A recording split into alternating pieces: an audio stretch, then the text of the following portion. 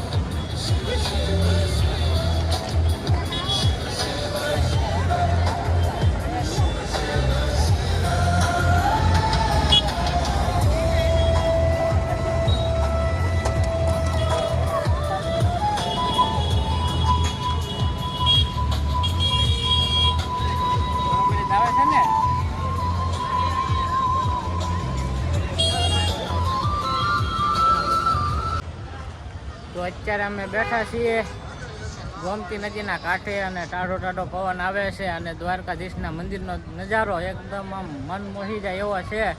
અને અહીંયા આવું એટલે એવું લાગે કે સ્વર્ગ પણ ટૂંકવું પડે એવો નજારો. અને ગોમતી નદીના કાંઠે અને ટાઢો પવન આવે છે, બાકી જોરદાર મજા આવે છે. હું કેવું પુષ્પા? જોયા જ